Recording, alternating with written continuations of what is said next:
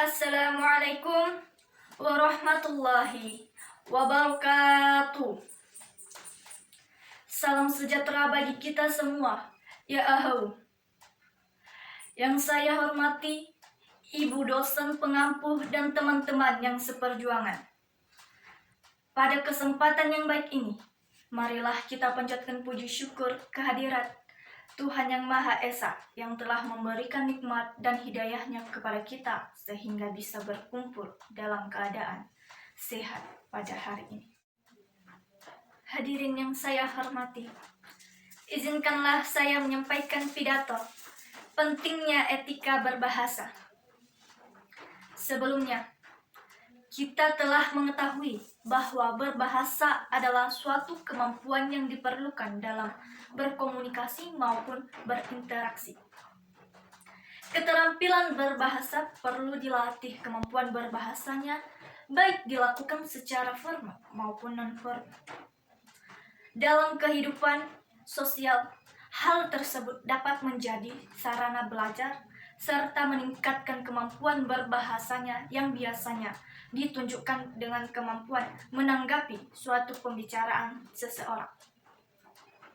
Dengan adanya upaya berlatih yang banyak dan teratur, kita juga memerlukan media seperti media koran, media buku, dan media bacaan lainnya, sehingga akan memunculkan motivasi belajar, meningkatkan minat baca, dan meningkatkan keterampilan memahami bacaan.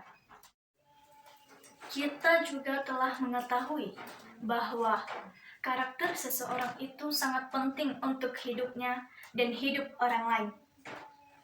Karakter dapat terkait dengan etika. Ketika seseorang memiliki etika yang baik, dia akan memperlakukan dirinya sendiri dan orang lain dengan baik. Etika dasar seseorang dapat terbentuk dimulai dari masa kanak-kanaknya. Dapat dikatakan bahwa orang tua adalah guru etika pertama mereka. Walaupun etika berbahasa bisa dipelajari di mana saja, seperti di rumah, sekolah, kampus, dan tempat kerja, anak-anak dapat mempelajari etika berbahasa lebih banyak di rumah dibandingkan tempat lainnya. Hal tersebut dapat membekali anak-anak beretika untuk masa depan sebagai bentuk pribadi yang berakhlak mulia dan memiliki tingkah laku kesopanan baik untuk kelompok maupun individu. Itulah mengapa orang tua memiliki peran penting dalam membangun etika anak-anak mereka. Hadirin sekalian, adapun faktor yang mempengaruhi etika berbahasa. Contoh pertama, pada situasi di kampus, adanya perbedaan usia yang tidak terlalu jauh antara mahasiswa dengan dosen, sehingga para mahasiswa menganggap dosen seperti temannya sendiri yang membuat mereka bebas berbahasa sesuai dengan kemauannya tanpa memikirkan siapa lawan bicaranya.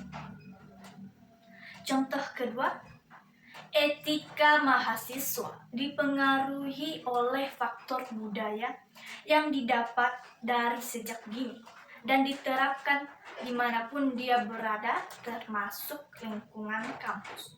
Sehingga secara tidak sengaja mahasiswa tersebut memiliki etika yang sudah tertanam di dalam dirinya.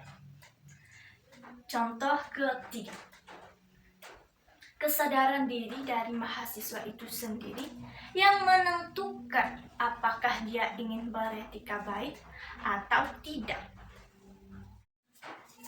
Solusi untuk memperbaiki etika yang kurang baik pada mahasiswa tersebut yaitu, pertama, perlunya kesadaran dari diri sendiri merupakan kunci yang sangat penting untuk melakukan sebuah tindakan seperti beretika bahasa yang baik, yaitu saling mengingatkan antar individu.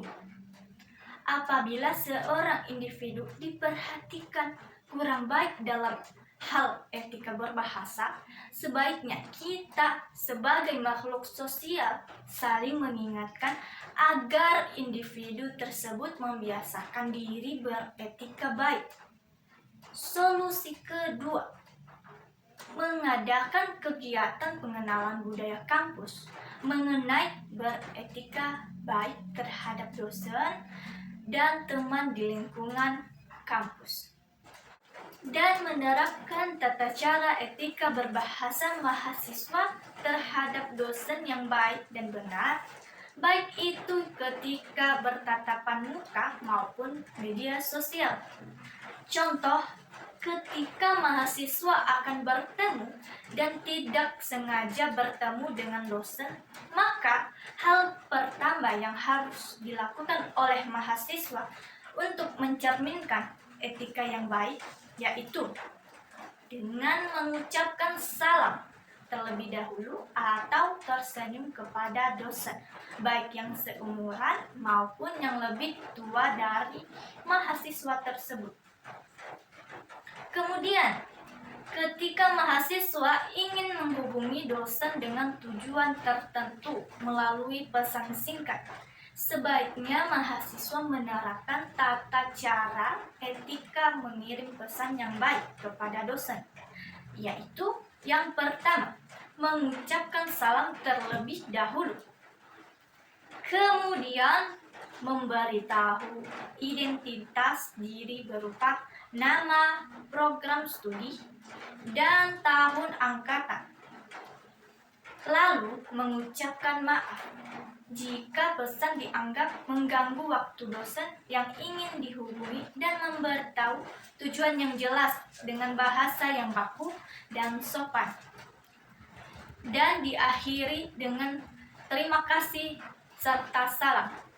Adapun ketentuan waktu untuk mengirim pesan kepada dosen yaitu dibatasi sampai jam 9 malam. Hadirin yang saya hormati, jadi pentingnya bagi kita untuk menjaga etika pada saat berkomunikasi dan berinteraksi dengan orang lain.